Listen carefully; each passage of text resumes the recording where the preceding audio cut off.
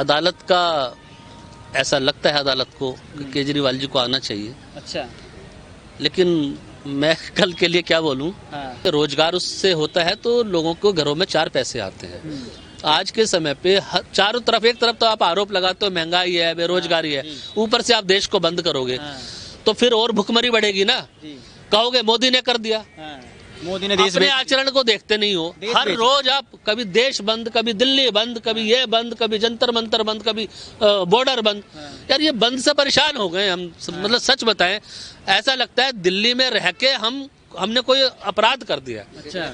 चारों तरफ से ये बॉर्डर बंद हो गया, ये बॉर्डर बंद हो गया, आज ये आ गए, आज वो आ गए, मतलब हवा हो गया। जो देखो दिल्ली पे चढ़ाई कर देता है आके, और दिल्ली को बॉर्डर बंद, दिल्ली के पानी बंद, दिल्ली की बिजली बंद।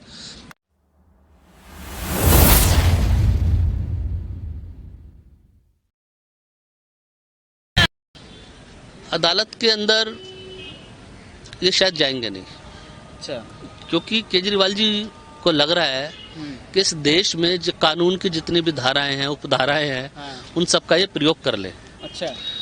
ईडी के कहने पे ये नहीं गए, सीबीआई के कहने पे ये नहीं गए, क्राइम ब्रांच ने बुलाया वहां नहीं जाते, दिल्ली पुलिस में ये नहीं जाते। अब अदालत ने बुलाया तो शायद अदालत का भी ये अपमान ही करेंगे। अच्छा। क्योंकि ये चुने हुए मुख्यमंत्री हैं, क्रांतिकारी मुख्यमंत्री हैं, देशभगत मुख्यमंत्री हैं, भगत के चेले हैं, तो क्यों जाएंगे ये। अच्छा। अदालत इनके सामने क्या होगा, जब तक जज इनके घर ना जाए कि केजरीवाल जी मैं खुद आ गया हूँ आपका बयान देने, आप मत आइए, तो तभी जाएंगे शायद केजरीवाल जी। अच्छा। लेकिन अभी कल का दिन है, कल 17 फरवरी है, अदालत ने इनको बुला रखा है। अभी देखते हैं कि एक चुना हुआ मुख्यमंत्री अदालत का कितना सम्मान करता है या कोई कानूनी पेच लड़ाएगा इसके ऊपर। लेकिन कल केजरीवाल जी को जाना चाहिए। एक नैतिक जिम्मेदारी होती है संविधान के तहत भी और राजनीतिक व्यवस्था के अंदर भी, कि हम एक ऐसा छवि अपनी प्रस्तुत करें कि भाई कम से कम हम जो संस्थाएं होती हैं इनका सम्मान नहीं कर रहे तो अदालत का सम्मान करें। केजरीवाल जी 3 करोड़ जनता के मुख्यमंत्री हैं और सीबीआई और ईडी 140 करोड़ जनता का प्रतिनिधित्व करती है। दोनों में फर्क है। केजरीवाल जी 3 करोड़ जनता का प्रतिनिधित्व करते हैं और सीबीआई और ईडी 140 करोड़ जनता का प्रतिनिधित्व करती है। इन्होंने 140 करोड़ जनता का अपमान किया देश की, ये ईडी के सामने पेश नहीं हुए। कल 17 फरवरी है, शायद चाय पीने के लिए बुलाया हो इनको कि भैया आप आ जाओ। अब ये जाते हैं या नहीं जाते हैं, एक बार देखना पड़ेगा इस चीज को। सर अब तमाम मुख्यमंत्री पर आरोप लगा रहे हैं, तमाम घोटाले उनके सामने ला रहे हैं, लेकिन सर आपको ऐसा नहीं लगता कि जो महिला बाल आयोग है उन पर सर ऐसा कोई मतलब वो नहीं है आरोप, ना कोई ऐसा घोटाला उनके सामने आया है? हाँ, वो फाइल अभी शायद खुली नहीं है, दिल्ली महिला आयोग बाल विकास मंत्रालय जो है। अच्छा। तो मेरे ख्याल से उनसे इस्तीफा दिलवा के और राज्यसभा भेज दिया उनको। अभी देखते हैं उसमें सरकारें क्या करती हैं, जांच कहाँ तक जाती है, तो देखना होगा। क्योंकि मेरा तो ऐसा लग रहा है भाई, देखो हम भी कोई चीज अपने मन से नहीं बोल रहे। रोज अखबारों में, टीवी में सब कुछ चल रहा है, खुलेआम चल रहा है। अदालतें बोल रही हैं अरे आ जाओ, तुम्हें सम्मान करके अदालतें बुला रही हैं कि तुम्हारे ऊपर भ्रष्टाचार के आरोप हैं, आ जाओ अदालत में आ जाओ, तो जाते नहीं है। इसलिए मुझे लगता है कि जो विभाग की फाइल अभी नहीं खुली है या जिन लोगों को विभाग की फाइल ना खुल जाए इसके डर से राज्यसभा भेज दिया पहले, तो वो विभाग की फाइल तो अवश्य खुलनी चाहिए जिनको सेफ गार्ड देके राज्यसभा भेज दिया। अच्छा। जिन लोगों को केजरीवाल जी ने तो रिश्तेदारी निभा रहे हैं ना, रिश्तेदारी थोड़ी नहीं यहाँ पे निभाई जाएगी। भाई दिल्ली के जनता हो, दिल्ली के मुख्यमंत्री हो, दिल्ली के जनता के लिए कार्य करो, रिश्तेदारी अपने घर पे निभाओ। हम तो यही मानेंगे इस चीज में। चलिए ठीक है सर, इसमें 24 इलेक्शन पे क्या रहने वाला है, क्योंकि तमाम आरोप लग रहे हैं मुख्यमंत्री पे, तो 24 इलेक्शन में कुछ फेरबदला होगा दिल्ली के अंदर या फिर वही सरकार दोबारा रिपीट होने वाली है केजरीवाल? देखिए 2024 में केजरीवाल की पहले भी जमानत जब्त हुई है 7 सीटों पे लोकसभा की, और इस बार भी जमानत जब्त होगी, इसमें कोई संदेह नहीं है। चाहे कितने भी धुरंधर ये ले आए, केजरीवाल जी की लोकसभा चुनाव की में दिल्ली में खास तौर पे 7 सीटों पे जमानत जब्त होगी और 2025 में केजरीवाल को हम दिल्ली में आने नहीं देंगे। लेकिन सर अभी उनका बयान सामने आया तो उन्होंने कहा था कि हम जब सांसदों की लिस्ट जब खोलेंगे तो लोग सिर्फ झाड़ू का ही बटन दबाएंगे। इस झाड़ू से ही साफ करनी है केजरीवाल की राजनीति हम दिल्ली वालों ने। अच्छा। जिस झाड़ू को लेके ये अपना चुनाव चिन्ह लेके आए हैं ना, अभी तो झाड़ू का चुनाव चिन्ह छोड़ो, अभी तो केजरीवाल का जो आम आदमी पार्टी का दफ्तर है आईटीओ पे, उस पे बुलडोजर चलने वाला है। कारण क्या है? वो जो दफ्तर है केजरीवाल जी की आम आदमी पार्टी का आईटीओ पे, वो बेसिकली हाई कोर्ट की जमीन है। अच्छा। तो सुप्रीम कोर्ट के जज साहब ने पूछा कि भाई ये जमीन तो हाई कोर्ट की थी, यहाँ पे केजरीवाल जी ने या किसी पॉलिटिकल पार्टी ने अपना दफ्तर कैसे बना लिया? तो जवाब देते बन नहीं रहा है। तो अगर कोई अतिक्रमण करके सरकार की जमीन पर जबरदस्ती अपनी पार्टी का, राजनीतिक पार्टी का, आम आदमी पार्टी का दफ्तर बना के बैठे हो, तो बुलडोजर तो चलेगा। और बुलडोजर भी चलेगा कोर्ट के आदेश से। ये कोई ऐसे पब्लिक का वो नहीं है। कोर्ट इस पे जांच बिठा दी है कोर्ट ने, और कोर्ट का बिल्कुल सख्त आदेश है कि भाई इस पे लेके आइए। इवन यहाँ तक बोल दिया है कि जब अगली डेट पे आप आओगे तो इसको डिमोलिश करके आना, इसको बुलडोजर चला के आना हमारे पास। अच्छा। यहाँ तक आदेश दे दिया है। तो अभी देखते हैं आगे की कार्रवाई क्या होती है, कितने एक्टिव होते हैं लोग, क्या करते हैं। क्योंकि केजरीवाल जी आपको तो पता ही है मगरमच्छ का आंसू रोने वाले व्यक्ति हैं। अच्छा। तो कुछ ना कुछ बहाना वो ढूंढेंगे। लेकिन अगर वो अतिक्रमण है वहाँ पे, तो उनके उस पे आम आदमी पार्टी का जो कार्यालय है, जो हेड ऑफिस है इनका आईटीओ पे, उस पर बुलडोजर चलना ही चाहिए। अगर वो हाई कोर्ट की जमीन है तो हाई कोर्ट को खाली करा लेनी चाहिए। अच्छा। जी। तो लेकिन 24 के अंदर अभी 24 के चुनाव लगातार नजदीक है, और किसान भी अब लोग दिल्ली के अंदर एंट्री करने के लिए लगे हुए हैं। शंभू बॉर्डर की आपने तस्वीरें देखी होगी, किस तरीके की तस्वीरें हमारे सामने आ रही है। तो सर उस पर क्या कहना है कि 24 इलेक्शन पर इसका प्रभाव पड़ने वाला है? क्योंकि किसान जिस तरीके से अपनी मांगों को लेकर दिल्ली के अंदर आना चाह रहे हैं, लेकिन उनको आने नहीं दिया जा रहा है। देखिए, जहाँ तक किसानों का सवाल है, किसानों को कहा जाता है देश के अन्नदाता हैं, अन्न उगाते हैं। ठीक है, बात ठीक है, अन्न उगाते हैं, सबके लिए पैदा करते हैं, सबका भरण पोषण होता है उस चीज़ से। लेकिन किसान कभी अपना अन्न फ्री में नहीं देता, वो भी बेचता है, मंडियों में जाके बेचता है, अपने मनमानी रेट पे बेचता है। एक मंडी में जाएगा, मान लीजिए 500 रुपये क्विंटल है धान का रेट, दूसरी में जाएगा अलग अलग रेट है। तो किसानों की जो मांगे हैं, जो जायज मांगे होंगी, सरकार उनको मानेगी। और किसानों की अगर कोई नाजायज मांगे होंगी, क्योंकि देखिए किसान क्या है, किसान बड़ा भोला होते हैं। किसान राजनीति में कभी घुसते नहीं। और जो हमारे देश के सच्चे किसान हैं, जो अच्छे किसान हैं, उनको फुर्सत नहीं है कि वो धरने प्रदर्शन करके 15-15 दिन के लिए, 6-6 महीने के लिए राशन पानी भर के यहाँ बैठे। तो हमें ऐसा लगता है कि इस किसान आंदोलन के स्वरूप को मतलब उस पे एक तरह से अधिग्रहण करना, आधिपत्य जमाने के लिए कुछ लोग राजनीतिक रोटियां सेकने के लिए, ऐसे स्वार्थी लोग इस आंदोलन में आ गए हैं, जो किसानों की भावनाओं को खेल रहे हैं। किसानों को तो लाभ उसका मिलेगा नहीं। किसानों को लाभ मिलेगा बैठक करने से, पत्र लिखने से। तो सरकार उनकी बातों को मानती है। किसानों को सम्मान निधि सम्मान के साथ दी जा रही है। किसानों के लिए जो भी बेनिफिट्स होने चाहिए तो वो सब दिए जा रहे हैं। सर आप सवाल जो अभी किसान जो यहाँ पर मतलब प्रदर्शन कर रहे हैं, तो सर उन पर सवाल उठा रहे हैं आपकी किसानों को तो फुर्सत नहीं है। तो सर ये कौन से किसान है जो धरना प्रदर्शन कर रहे हैं? देखिए, हमने ये देखा, वहाँ पे एक वीडियो मैंने देखा चल रहा है व्हाट्सएप पे और सोशल मीडिया में। वो कह रहे हैं जी हम तो धरना प्रदर्शन इसलिए करने जा रहे हैं कि कोई लड़की थी नीलम आजाद, मुझे अच्छा वो बता रहे थे कोई रेफरेंस देके। नीलम आजाद वो लड़की है, जब संसद भवन का अभी 1 साल पूरा होने पे वहाँ पे एक चला था हमारे संसद भवन में, तो वो रंगीन कलर के जो गुब्बारे लेके घुस गए थे, याद है आपको? वो कुछ गुब्बारे थे, कलर निकला था, कुछ लोग बाहर थे, एक लड़की बाहर प्रोटेस्ट कर रही थी, तो उसी का नाम शायद नीलम आजाद वो बता रहे हैं।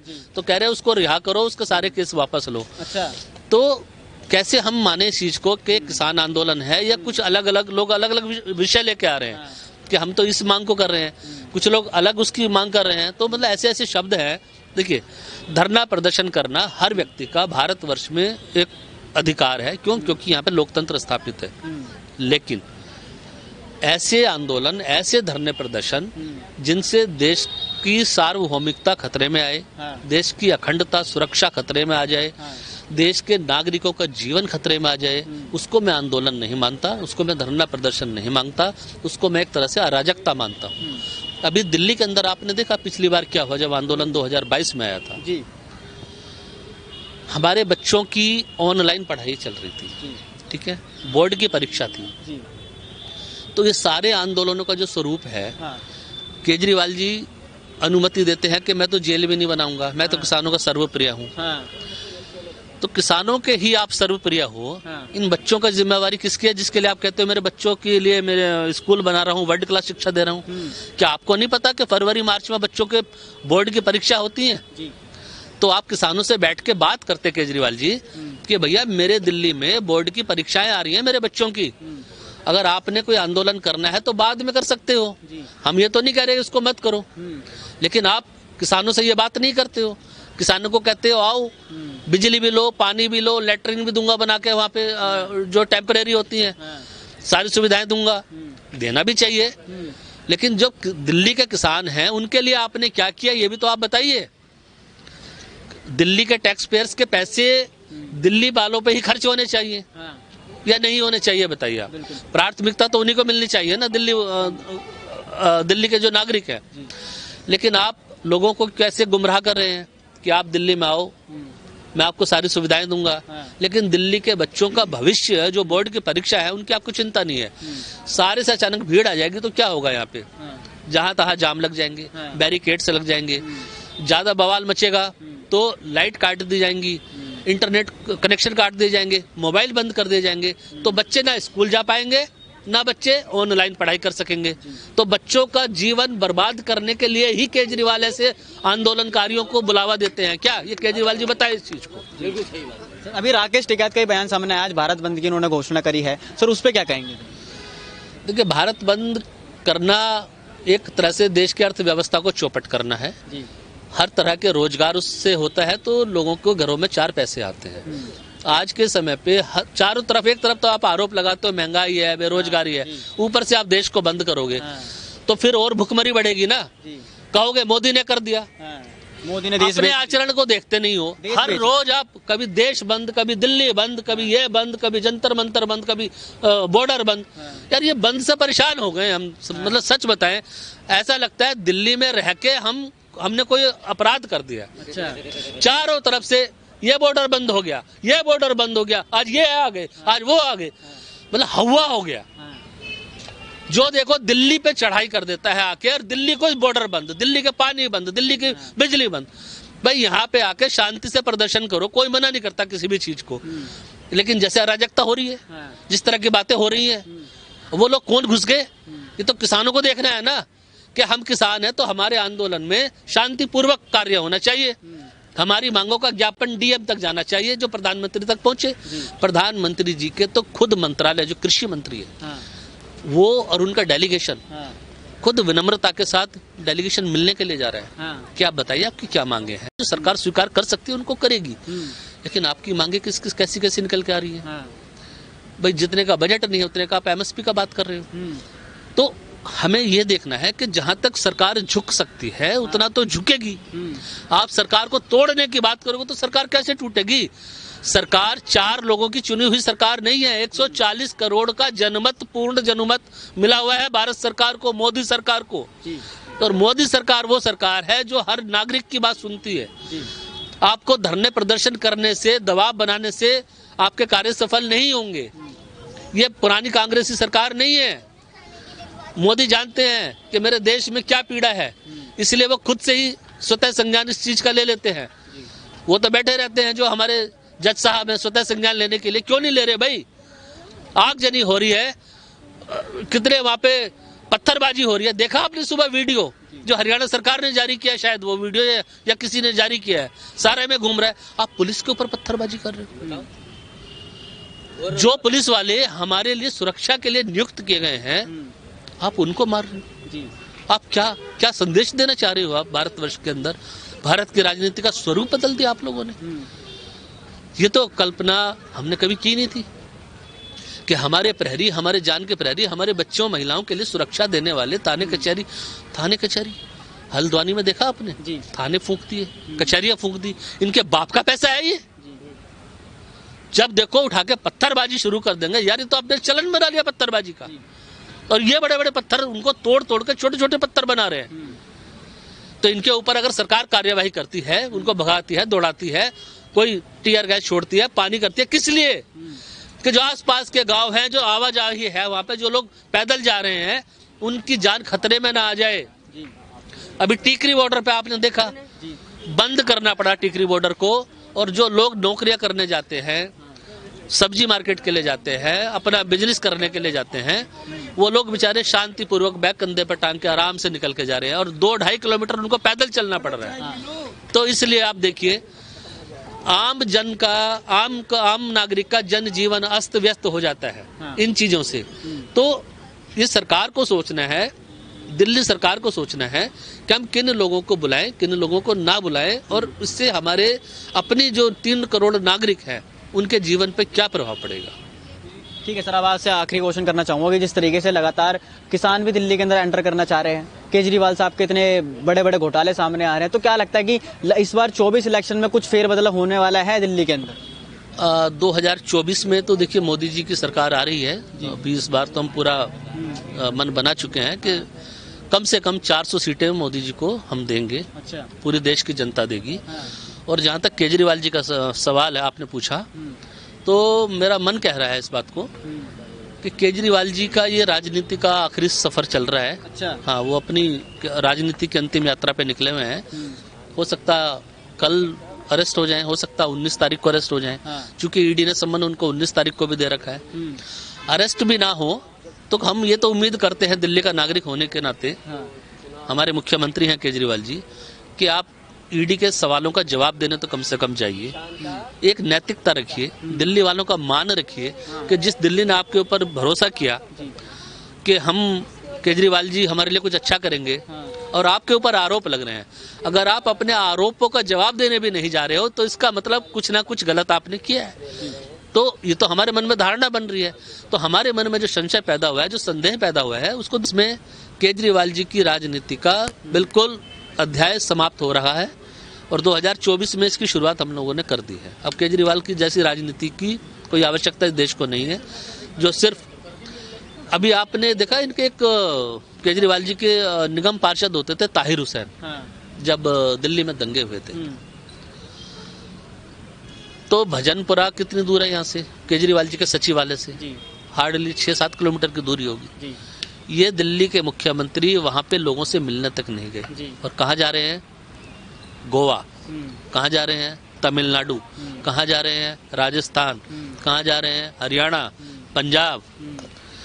तो वो मुख्यमंत्री जो दिल्ली हिंसा में मारे गए अपने दिल्ली के नागरिकों से मिलने, अपने दफ्तर से, अपने सचिवालय से 8 किलोमीटर की दूरी पे जाता नहीं है उन लोगों से मिलने, वो दिल्ली वालों के टैक्स पेयर्स के पैसे से गोवा, तमिलनाडु के टूर पे घूम रहा है। इन आंखों में, राजनीति की आंखों में ना केजरीवाल जी की शर्म होनी चाहिए। इसलिए मैंने पहले भी कहा, दोबारा बोल रहा हूँ, केजरीवाल राजनीति का धृतराष्ट्र है।